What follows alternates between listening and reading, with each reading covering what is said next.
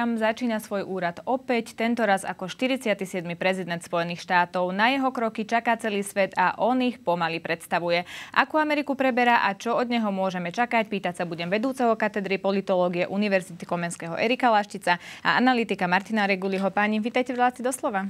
Ďakujeme. Pán Laštic, začnem otázkou na vás, ale v podstate to isté sa budem potom pýtať aj pána Reguliho, pretože toto je druhá inaugurácia Donalda Trumpa a asi aj to, aká je tá inaugurácia, znamená, že ňou chce Donald Trump asi aj niečo ukázať, nejaké posolstvo odovzdať.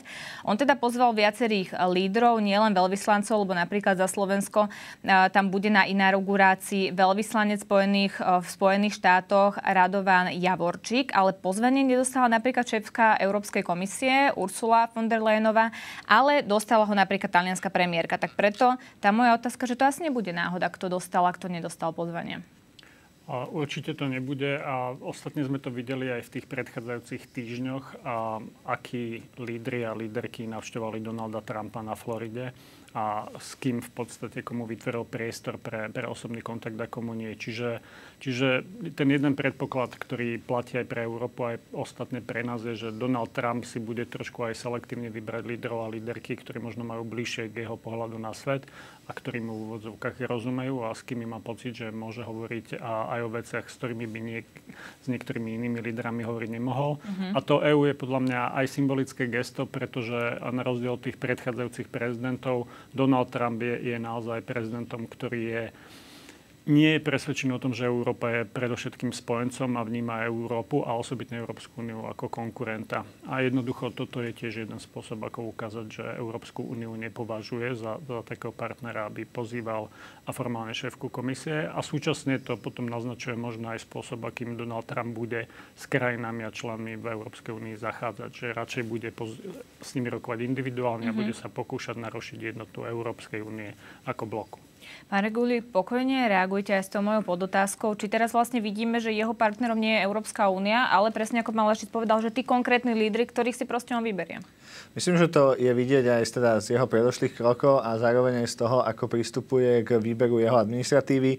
Rozhodne to je Donald Trump posilnenejší, povzbudenejší a čelí inej Európe. V roku 2017 to bola Európa naozaj zvučnejších mien, ak to tak môžem povedať, a hlavne jednotnejšia aj vo vzťahu ku geopolitickým krízam. Momentálne viaceré krajiny čelia takému odporu voči tomu tradičnému establishmentu a u viacerých krajinách buď došlo k populistickým vládam alebo hrozia po najbližších voľbách.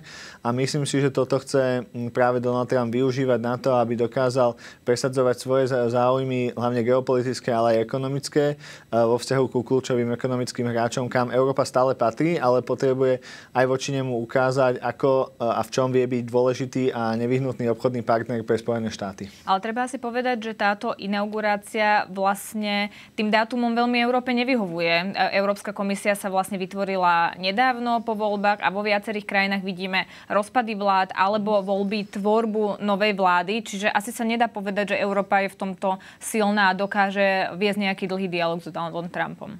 Tak okrem toho, ako ste spomínali, tie volebné cykly a v podstate nové vlády, ktoré sa iba tvoria, tak chýbajú Európe také zvučné mená, ako bola Angela Merkelová alebo Jean-Claude Juncker, ktorí naozaj boli tými zvučnými menami, ktoré zjednocovali Európu. Momentálne sa bavíme o Európe oveľa viac naklonenej vnútorným rozkolom, nielen kvôli konfliktu na Ukrajine a ruskej invázii, ale aj voči politike Číny a ďalších kľúčových geopolitických hráčov, alebo napríklad aj v rámci konfliktu na Blízkom východe. A v tomto smere je jednoduchšie pre Donalda Trumpa ako nového prezidenta si vyberať, s kým bude rokovať a ako bude tie karty rozdávať a ako bude rozohrávať túto partiu. Pán Laštic, my sa vlastne rozprávame v čase, keď tá inaugurácia alebo ten inauguračný program postupne začal. O 6. nášho času by mal mať Donald Trump príhovor. Bude dôležité počúvať, čo na ňom povie, alebo je to len taká vlastne proforma vec, zloží sľub, má príhovor, že sú to také tie veci, ktoré sa bežne dejú. Či je vlastne ten príhovor dôležitý na začiatku toho mandátu? A asi keby sme sa tu spoločne zamysleli nad tým, čo hovoril napríklad náš prezident Pellegrini v inauguračnom prejave, možno by sme si to úplne nevybavili a takisto keby sme si spomenuli na Bidenov prejav. Čiže tie prejavy majú nejakú symbolickú úlohu, ale samozrejme Donald Trump vysoko pravdepodobne môže naznačiť niektoré priority, hoci tie už sú akoby dlhodobejšie známe a jedna vec je ten prejav, druhá vec je, že Donald Trump pravdepodobne už dnes podpíše nejaké exekutívne rozhodnutia. Čiže hovorí sa o tom, že jedno sa bude dotýkať imigrácie a vlastne rozšírenia mandátu a toho, čo sľuboval voličom a voličkám, a to je oveľa ostrejší postup voči nelegálnym migrantom. To druhé sa bude pravdepodobne dotýkať uvoľnenia podmienok pre ťažbu ropy a plynu a jednoducho preskúmavania nových ložísk. A to tretie, a to je také akoby skryté, ale potenciálne obsahuje vlastne najväčší priestor, ktorý zatiaľ Donald Trump nepreskúmal počas toho prvého obdobia, a to je snaha oslabiť vlastne ochranu byrokratov a byrokratiek úradníkov v rámci federálnej administratívy.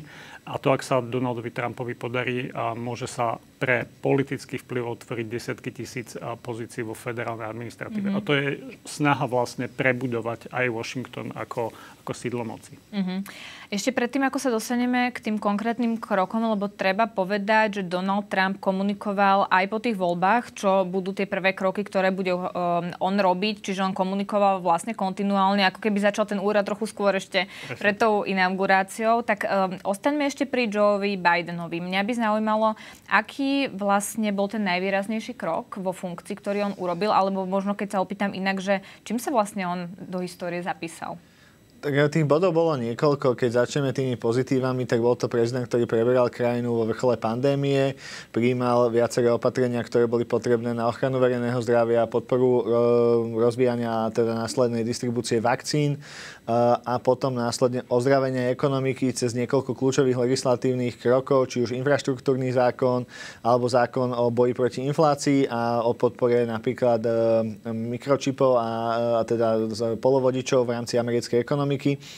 Následne musel bojovať s niekoľkými krízovými bodmi. Prvým výrazným bola inflácia, nárast cien pre bežných obyvateľov a následne sa k tomu pridalo niekoľko zahranično-politických kríz, teda či už vojna na Ukrajine, alebo stiahnutie z Afganistanu veľmi neslávne, ako aj kríza na Blízkom východe. Čiže demokrati sa budú zameriavať hlavne na prvý rok alebo dva jeho prímoci, ktoré mali určité upokojujúce momenty a veľmi dôležité pre krajinu, aj s ohľadom na teda krízu zo 6. januára 2021, kedy sa prívrženci Donalda Trumpa snažili útočiť na Kapitol, na symbol americkej moci. V druhej polovici to bohužiaľ boli viac krízové momenty, ktoré vyvrcholili jeho odstúpením z kampane a teda otázkami o jeho schopnosti ďalej zastávať tento úrad. Treba povedať, že práve Biden pred vlastne len pár hodinami udelil preventívnu milosť svedkom z útoku na Kapitol v roku 2021. Pán Laštič, vy vlastne ako vnímate jeho pôsobenie tie 4 roky vo funkcii? Ako v niečom to bude možno klasický príbeh prezidenta, ktorý veci, ktoré naštartoval počas úradu, jednoducho nestihol zožať úspech ich. A ja spomeniem jednu vec. USA počas Bidena a s jeho veľkým príčinením kongres schválil obrovskú investíciu do polovodičov, to znamená jednak výskum a jednak vybudovanie továrny v USA. Snaha jednoducho zbaviť sa závislosti od Tajvanu a toho priestoru, ktorý je nestabilný, a jednoducho investovať do budúcnosti USA, aby zostali lídrom v oblasti umelej inteligencie a vôbec akoby technológií. A toto je niečo, čo Biden urobil. Naozaj sa naliali desiatky miliard a budujú sa nové továrne a vysoko pravdepodobne Trump bude ten, ktorý zožne ten úspech. A súvisí to potom s tým predchádzajúcim Trumpovým obdobím, keď veľa hovoril o vyrobené v USA, made in USA, potrebujeme vrátiť výrobu späť do USA, ale v realite to robil práve Biden cez infraštruktúrne projekty, cez masívne investície. To, čo Bidenovi v podstate zlomilo symbolický krk, je skôr to, že naozaj akoby neodhadol on a jeho tím a to, akým spôsobom Američania jednoducho budú kriticky vnímať to, že nedokáže komunikovať to, čo robí v Bielom dome. Biden bol jednoducho prezidentom, ktorý sa oproti tým minulým výrazne menej zjavoval na verejnosti. Tie jeho vystúpenia boli často veľmi nalinkované.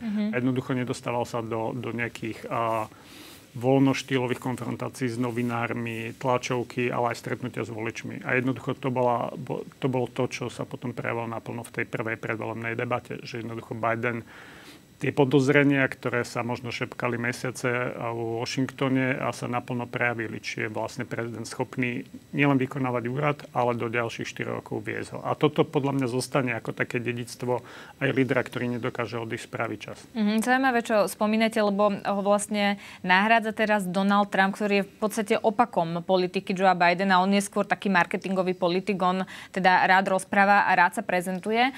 Skúsme to uzavrieť, pán Reguli, aj s tou mojou podotázkou, že vlastne aké Spojené štáty teraz preberá Donald Trump? Preberá Spojené štáty, ktoré v istých ekonomických ukazovateľoch sa zdajú byť veľmi silné. Rast HDP na obyvateľa, sila ekonomiky v tých tradičných ponímaniach bola aj kritikmi hodnotená ako pozitívna, čo zdôraznili aj podporovatelia Joea Bidena a teda Kamaly Harrisovej tesne pred voľbami. Problém je, že veľa Američanov vníma, že Spojené štáty americké sú na nesprávnej ceste, čo veľmi sťažuje vládnucej strane udržať si prezidentúru. Preberá Spojené štáty, ktoré potrebujú stabilizovať verejné financie, potrebujú sa zamerať na ešte možno stále deregulácia, súboj, hlavne v technológiách voči novým lídrom, ako je Čína a ďalší kľúčoví hráči. A preberá Spojené štáty, ktorých, by som povedal, to líderstvo v rámci geopolitických kríz bude spochybňované a musí byť nejako znova nastolené. A myslím, že v tomto smere Donald Trump, tá jeho retorika v posledných týždňoch ohľadom Panamy alebo Kanady a Grónska môže byť symbol, že má to byť znova ten nepredvídateľný Trump, ktorého sa jeho oponenti majú báť. A že vlastne aj tú politiku bude robiť cez konfrontáciu, cez to heslo Reaganovské mier vďaka sile alebo mier cez silu. Peace through strength v angličtine. A v tomto smere uvidíme, ako bude táto technika úspešná do toho, ako dokáže napríklad znižovať byrokraciu a robiť iné kľúčové témy, ktoré hlavne jeho veľkí spojenci ako Elon Musk a ďalší vyzdvihovali do budúcna. Poďme k tej téme, ktorú už pán Laštic pripomenul na začiatku, pretože sa často spomínala migrácia. A ja som si teda pozerala viaceré články priamo amerických médií, ktoré sa pýtali voličov, ale aj ľudí, ktorí ešte nemôžu voliť, ale žijú v USA, ako vlastne vnímajú Trumpovú politiku. A viacerí jeho podporovatelia hovorili o tom, že áno, potrebujeme zmeniť a inak regulovať práve tú migráciu, pretože v čase, keď sme sem napríklad my prišli, tak to bolo inak a teraz je to horšie, potrebujeme sa k tomu nejak inak postaviť. Tak sa nejak vyvinula vlastne migrácia do USA, alebo prečo je to teraz taká výrazná téma, že napríklad v rôznych článkoch aj kubanskí migranti spomínajú, že áno, my sme prišli ale za iných podmienok a teraz ale je dobré, aby sa robili hromadné deportácie ľudí, ktorí tu nie sú legálne. A to možno na ďalšiu reláciu, ale že poprvé USA je krajinou migrantov. To je jednoducho krajina, ktorá vznikla z ľudí, ktorí prichádzali z celého sveta, z Európy a podobne. A čiže vlastne od začiatku je tam také pnutie medzi tými, ktorí sú už vnútri a tými, ktorí prichádzajú. A tie narratívy v podstate sú opakovane sa zjavujú počas tých vyše 200 rokov. Že jednoducho tí, ktorí prichádzajú, nejakým spôsobom znižujú napríklad ekonomický blahobyt, kradnú ekonomické príležitosti. Čiže to je jeden rozmer. Ten druhý, že v tom politickom systéme sa v podstate dekády nepodarilo urobiť poriadnu reformu a migrácie v tom zmysle, že jednoducho naozaj milióny ľudí v USA pôsobia nelegálne, v zmysle, že ich pobyt už nie je v súlade so zákonom, ale súčasne vďaka tomu, že v USA nefunguje systém občianstva na úrovni federálnej vlády, že by mali všetci občianske preukazy, že by existovali databázy, tak tej krajine viete ekonomicky fungovať, viete tam mať deti, viete tam mať vlastníctvo, viete tam podnikať aj bez toho, že by niekto skúmalo, že či ste alebo nie ste na tom území legálne. To znamená, takýchto ľudí sú naozaj že milióny, ktorí jednoducho majú ekonomické kariéry, ktoré majú rodiny a ich status sa nepodarilo nikdy vyriešiť. A párkrát k tomu kongres bol blízko a potom často z politických dôvodov niektoré strany jednoducho povedali nie. Donald Trump bol jeden z nich, ktorý zastavil akoby práve taký pokus zmeniť legislatívu. No a teraz je do toho vlastne kombinácia tej ekonomickej krízy, ktorá tu bola, a pocit toho, že Američania doplácajú na vlastne tých, ktorí prichádzajú zvonku a niečo podobné, čo vidíme v Európe. Jednoducho tí, ktorí prichádzajú zvonku, nám berú ekonomické príležitosti, my do nich investujeme. A potom u tých migrantov, ktorí už sú vnútri, tí majú zasa pocit, že museli prejsť nejakým akoby právnym prostredím, museli žiadať, museli jednoducho dodržiavať zákony a majú pocit, že niektorí vlastne ten systém zneužili alebo obišli. Čiže je to taký akoby mix. Ja si trochu ale myslím, že časť tej retoriky je symbolické, časť je sítená jednoducho médiami a vlastne politickou komunikáciou. Tá realita, ktorú popisuje Donald Trump, môže naozaj vyzerať tak, že tie deportácie sa budú dotýkať iba tých, ktorí sa dopustili trestnej činnosti, preto je relatívne vysoká podpora EU demokratov, až by išli na úroveň naozaj bežných rodín, ľudí, ktorí jednoducho jediný ich problém je, že niekedy v minulosti a porušili nejaký zákon a zostali v USA. Ak to pôjde na úroveň tých rodín, ktoré sú zapustené v komunite, to je obrovský problém. To nie je len problém akoby komunít a ľudí a rodín a akoby že ľudskoprávny, ale to je aj otázka logistickej operácie. Tu sa bavíme naozaj o miliónoch ľudí. To nie je len tak, že jednoducho tých ľudí niekde vezmete, akože musíte ich nejakým spôsobom niekam odviesť, musíte ich tam registrovať, musíte sa o nich starať. Administratívne to znie Administratívne to je absolútne, že niečo to. Čiže ja to vnímam ako snahu tú tému nastaviť a Biden akoby aj jeho administratíva zlyhala prinajmenšom v tom, že výrazne zasa narastol a počet ľudí, ktorí prekračovali južnú hranicu. Jednoducho akoby chvíľu tá administratíva tomu nechala voľné pole pôsobnosti a potom sa im to vymklo z rúk. Čiže je to taká kombinácia toho, že čo sú tie symbolické gestá. Ostatne to vidíme aj v slovenskej politike, hej, že my tu žiadne vlny nemáme, ale keď sa o tom hovorí, máme pocit, že jednoducho na Slovensku sa valia desiatky tisíc migrantov. A teraz ako to uchopíte ako politici, ako to uchopia ako médiá je dôležité a čo si z toho voliči odnesú. A toto je veľmi podobné v USA, až na tú realitu, že do toho USA prichádzajú desiatky tisíc ľudí v realite každý deň takmer. Pán Reguli, pokojne reagujte aj na to, čo povedal pán Laštič, že to je aj nejaká rovina symbolov. Ja som sa presne nad týmto zamýšľala, že či tie vlastne deportácie cudzincov neskončia nejakým jedným lietadlom, ktoré proste vzlietne, práve preto, aby Donald Trump mohol povedať, že pozrite, veď ja som to urobil. Uvidíme takto. Pokiaľ by som mal vnímať nejaké nálady alebo teda indikácie doterajších vyjadrení Donalda Trumpa po zvolení, tak to neostane len pri tejto symbolike. Naozaj tam bude musieť byť nájdený nejaký kompromis preto, aby to boli povedzme v tej prvej vlne alebo v tej prvej rovine hlavne ľudia, ktorí páchali inú kriminálnu činnosť. Ono je to dôležité z viacerých rovín. Donald Trump počas svojej prvej administratívy sa snažil tú južnú hranicu upevniť. Slávnosť veľmi známo hovoril o múre, ktorý zaplatí Mexiko, čo je samozrejme do veľkej miery zveličenia až vymysel. Bohužiaľ sa mu to nepodarilo, ale prijal niekoľko exekutívnych nariadení, ktoré Bidenová vláda zvrátila vlastne po jej nástupe k moci.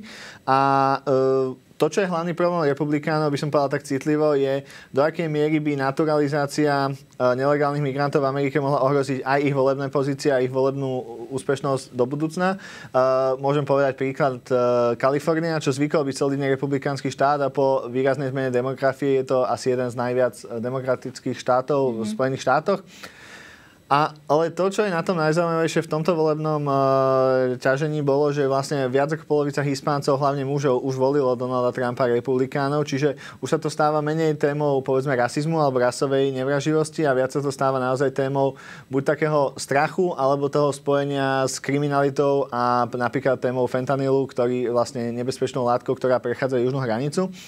Ak by som mal povedať, čo očakávam od Trumpa, je výrazný tlak na zabezpečenie južnej hranice, nejaká prvá vlna naozaj deportácií kriminálnikov a teda ľudí, ktorí majú dokázané spáchanú trestnú činnosť a po tretie hľadanie nejakého kompromisu, ako toto celé stabilizovať s čo najnižším negatívnym dopadom na ekonomiku, lebo Donald Trump je na konci dňa showman a rád sa preukazuje úspechmi a myslím, že aj v tomto bode bude musieť priniesť niečo, kde povie, toto som dosiahol, toto je mojou zásluhou. No a on bude mať teraz silnejší mandát oproti tomu prvému, ktorý už má za sebou? Áno, aj nie. Ja viem, že to je taká klišé odpoveď, ale poviem prečo. Myslím si, že sa výrazne poučil z svojho prvého mandátu a do administratívy si vyberá oveľa viac lojálnych spojencov. Vidno to na kľúčových výberoch do Bieleho domu. Čiže nezopakujú sa chyby, by som povedal, neskúseného Donalda Trumpa z roku 2017.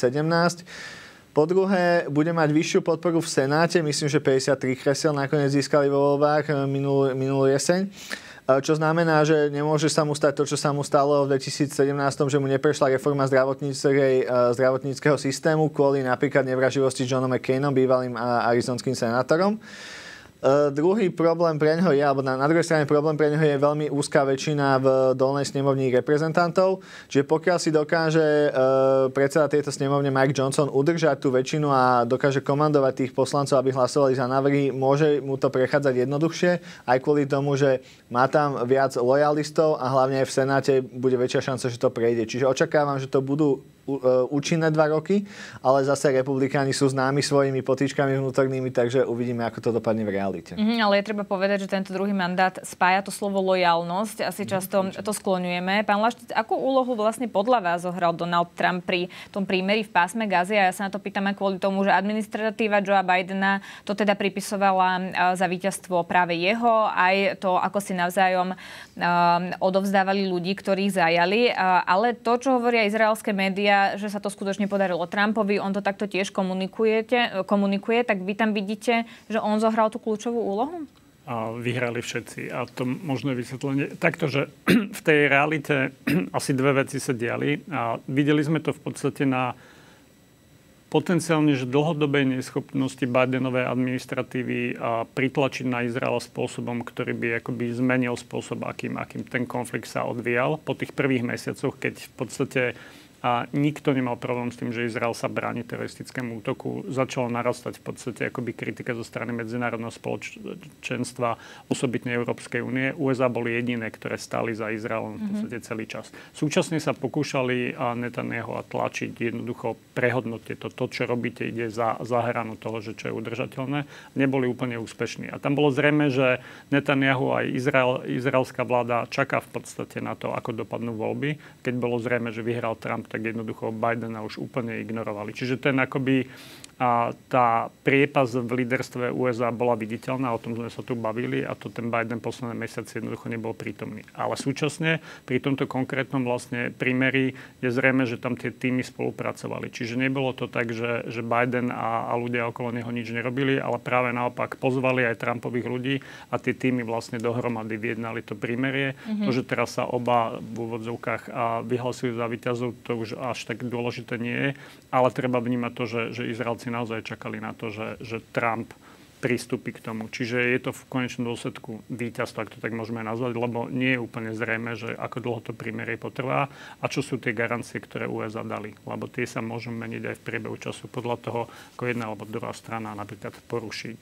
tie dohody, ktoré uzavreli. Ale tam bola aj úplne iná situácia. Tam sa proste čakalo na to, že to zrejme prímerím skončí. Potom tu máme Ukrajinu, kde to tak jednoducho nevyzerá. Zohrá Donald Trump kľúčovú úlohu aj v tomto konflikte?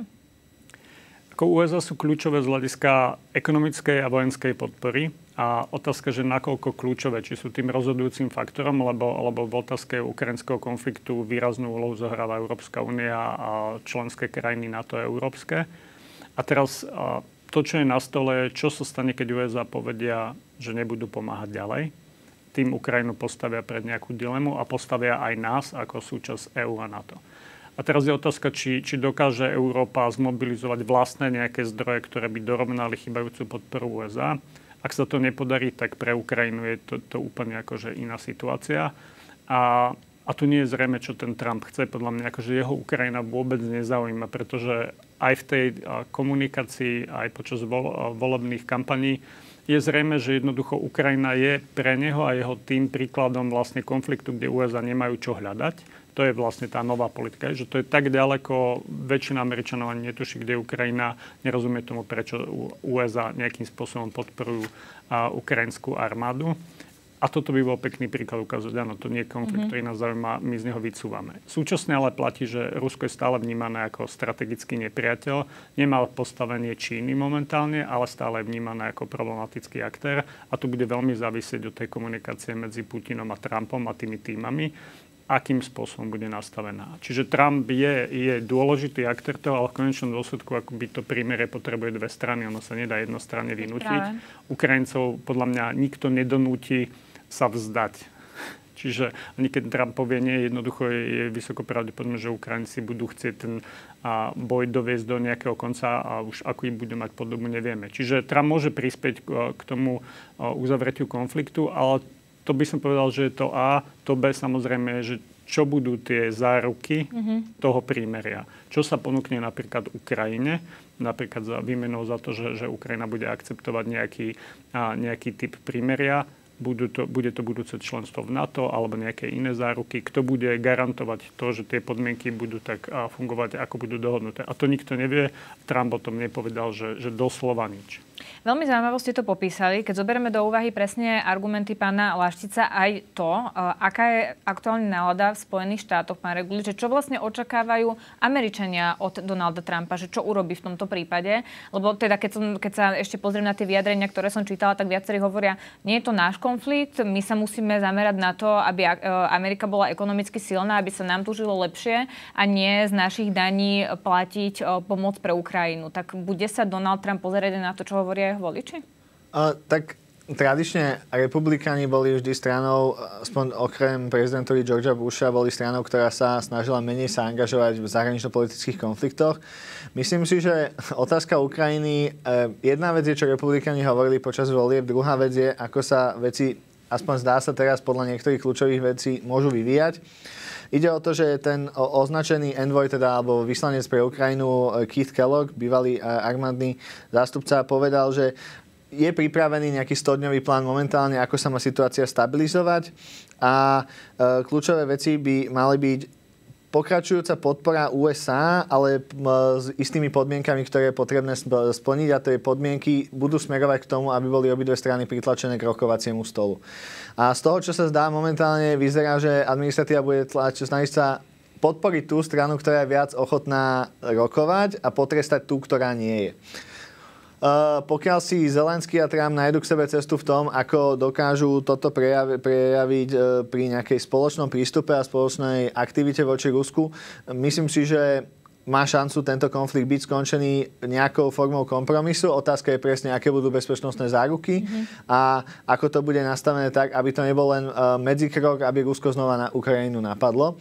Ale v tomto smere si myslím, že nebude to Trump izolacionista a mimochodom aj jeho kritika voči Paname a voči Grónsku ukazuje, že to nebude Trump izolacionista. Otázka je, ako bude vedieť hlavne jeho kľúčoví ľudia ako Rubio a tento zástupca pre Ukrajinu Keith Kellogg túto politiku na konci vyjednať. Keď ste spomenuli to Grónsko, tak Trump teda nedávno vyhlásil, že americká kontrola Grónska je absolútnou nutnosťou. On teda nevylúčil aj to uskutočnenie cez buď vojenské alebo ekonomické kroky. Ako sa vy, pán Laštic, vôbec pozeráte na tieto vyjadrenia? Viacerých v Európe zaskočili, ale aký je Trump politik? Je to skutočne také prekvapivé, že takéto vyjadrenia má? Poviem osobne, že viacerí sme asi hľadali presne, že kde to Grónsko je a o čom sa bavíme. A takto, Grónsko je považované za strategické územie aj Američanmi. To nie je že nejaká úplne nová vec. A Trump o ňom uvažoval už v tom prvom prezidentskom období. Vnútorne akoby a teraz vyšli najavo vlastne diskusie, kde sa pýtal, či ho nie je možné kúpiť. A vtedy ten tím v podstate akoby tú diskusiu odviedol do stratená a sústredili sa potom na iné veci. A súčasne treba vnímať, že aj tá Panama, aj tá Kanada, ostatne aj to Grónsko sú súčasťou toho, čo Trump robí, akoby, že robil tradične v tom prvom prezidentskom období. A nahádzajú sa témy a sleduje sa reakcia. Akým spôsobom na tie veci, ktoré vyzerajú často akoby úplne mimo, alebo čiastočne mimo, alebo nikto ich už dlho nespomínal, reagujú tí kľúčoví partneri. To znamená, čo hovorí Dánsko, čo hovorí Európska únia v kontexte Grónska, čo hovoria grónski predstavitelia, čo hovorí medzinárodné spoločenstvo. A potom sa vlastne od toho odvíja ďalšia Trumpová akoby, že stratégia alebo ďalšie uvažovanie. A tu podľa mňa to Grónsko akoby je strategický priestor. S tým globálnym oteplovaním sa v podstate akoby zem, ktorá je ľadová, mení na niečo, čo je zaujímavé aj z hľadiska toho, že čo je v jej vnútri, to znamená, to sú strategické suroviny. Je bližšie New Yorku ako v podstate Kodani. To je tiež dôležité povedať, že vlastne strategicky to územie je úplne niekde inde. Ale tradične akoby Dánsko malo nejakú formu kontroly, teraz vlastne spolupráce, ale Grónsko sa rozhodne samé. A to je otázka, že akým spôsobom. Ale vidíme, že hneď to naštartovalo veľmi horúčkovitú aktivitu v rámci Dánska a súčasne pre EÚ to bolo strategické územie. EÚ v rámci svojich strategických plánov označila Grónsko ako jedno z tých kľúčových území, kde sú naozaj suroviny, ktoré majú poháňať našu budúcnosť z hľadiska naozaj nerastného bohatstva. Čiže bude veľmi zaujímavé sledovať, či to snaha iba posilniť vojenskú prítomnosť USA v Grónsku, ktorá už teraz existuje, tradične tam je dekady základňa, alebo to bude mať naozaj formu toho, že bude tlak, alebo Grónsko sa bude rozhodovať medzi Európou a USA. Ak to dá lepšiu ponuku, tak tam sú tí obyvateľia, ktorých je niekoľko 10 000, rozhodnú ísť. Myslím, že 50. Myslíte, že to skutočne dôjde až tak ďaleko, že sa budú rozhodovať kam? No tak určite bude pre nich daná ponuka, ktorá bude musieť byť predmetom verejnej diskusie. Je pravda to, hlavne kľúčový aspekt je kontrola obchodných ciest v okolí Grónska z dôvodu globálneho oteplovania. Podľa štatistík Forbesu za posledných 10 rokov tam vzrástla obchodná aktivita o 37% v rámci týchto námorných ciest. Sú tam obrovské kľúčové ložiská. Myslím si, že Donald Trump sa snaží poukazovať hlavne na svojich hlavných rivalov Rusko a Čínu, že je si vedomý, kde je USA zraniteľné a je si vedomý, kde naozaj je potrebné, aby USA vytváralo vyššiu aktivitu. A keby naozaj malo dojsť najhoršiemu, že on považuje USA za toho hlavného, kto bude garantovať bezpečnosť a územnú integritu Grónska a nebude to podľa neho Dánsko alebo teda Európska únia, v prípade, že by došlo k nejakým snahám zo strany Číny alebo Ruska a podobne pri Paname. A snaží sa hlavne voči týmto hráčom povedať, že pokiaľ sa o čokoľvek pokúsite, ja som nepredvídateľný, čo je vždy zlé pre partnerov, ale on dúfa, že to zlé pre oponentov, ktorí sa potom stiahnu a nebudú tieto nepredvídateľné aktivity robiť z ich strany, pretože vedia, že reakcia môže byť podobne prísna. Keď hovoríme o tej nepredvídateľnosti, tak poďme ešte k záverečnej téme a nejak to teda uzavrime, a to je ekonomika. Nepredvídateľný z pohľadu ekonomiky to asi tiež neznie úplne dobré. Čo očakávate, že v tomto ohľade Donald Trump spraví? A ja teda smerujem k tomu, na čo upozorňovali jeho voliči. Všetko zdražilo, my si nemôžeme nič dovoliť a teraz sa má prezident pozerať na to, aby sa Američanom žilo lepšie. Tak aké kroky v tejto oblasti očakávate od Donalda Trumpa?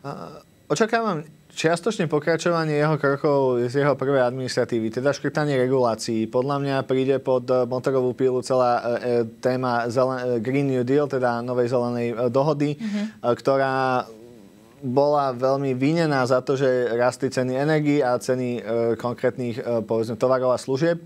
Čiže jedna vec bude masívna deregulácia, druhá vec, o ktorú sa pokúsi zrejme novo vytvorený tým pod vedením Elona Muska, je deregulácia alebo debyrokratizácia Ameriky, čiže zníženie nákladov štátu. Hovorí sa o sume 1 miliardu. V tomto bode je tiež potrebné povedať, že USA vedú masívne rozpočtové deficity, ktoré je potrebné dostať pod kontrolu. A republikáni sa netvárili, že by boli ochotní alebo teda, že by chceli škrtať sociálne systémy americké, čo by znamenalo veľkú nepopularitu. A druhá strana mince je, že cez tú tému tarifov chce donútiť svojich spojencov k poslušnosti, a teda aj Čínu ako oponentov. A myslím si, že tie tarify, nakoľko ich spomína, to bude hlavne politický nástroj na to, aby sa znovu nastavili vzťahy s obchodnými partnermi a potom nakoniec ich nebude využívať v takej miere, aby ohrozili ekonomiku a zvyšovali ceny. Tým, ako republikáni hrali inflačnú kartu v týchto voľbách, tým sa budú veľmi snažiť, aby nebola použitá voči ním o 4 alebo 2 roky, teda keď sa bavíme o tých prostredných voľbách. Tak to môžete uzavrieť, pán Lašic, aké má ekonomické možnosti Donald Trump aj z toho pohľadu, že jeho voliči sa budú pozerať na to, či sa proste im žije lepšie. Hej, ale to je v zásade v konečnom dôsledku o akýchkoľvek voľbách kdekoľvek, že jedným tým predmetom a tým referendum býva, ako sa voliči majú, či sa majú lepšie ako pred 4 rokmi. Tu čiastočne Donald Trump môže ťažiť z toho, že čo sa už deje teraz, ako bolo presne spomenuté. USA prežili aj tú pandémiu z hľadiska ekonomiky relatívne dobre. Ak osobitne porovnáme s Európskou úniou, tak jednoducho USA sú ekonomicky rastú oveľa rýchlejšie a tá situácia tam je lepšia ako kdekoľvek v Európe.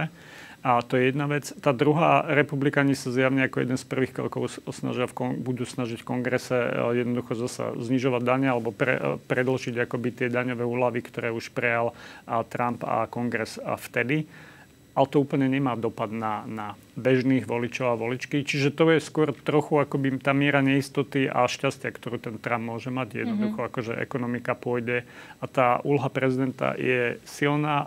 ale on neovláda tú ekonomiku. To nie je centrálne plánovaná ekonomika. Jednoducho USA sú kapitalistická krajina par excellence. To znamená, že budú rozhodovať trhy, budú rozhodovať sentimenty. To, čo bolo spomenuté, je jedna veľká vec a to je obrovský americký dlh, ktorý sa ťahá a nabaluje a rastie.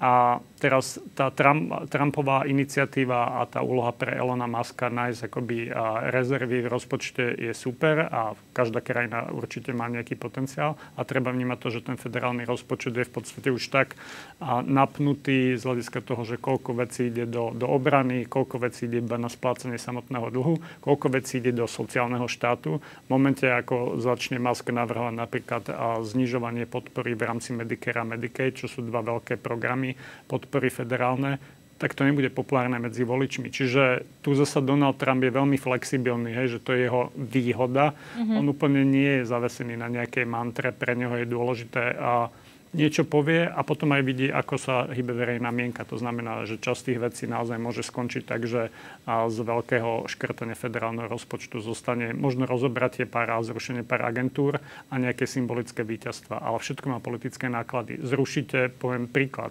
vývoj nejakej súčiastky alebo komponentu pre armádu v nejakom konkrétnom štáte a stratí tam 500 ľudí svoje joby a potrestajú voliči v ďalších voľbách republikánskych kandidátov. Čiže to sú veci, ktoré sú prepojené medzi tou veľkou politikou a tým lokálnym spôsobom, ktorý napríklad na Slovensku nepoznáme.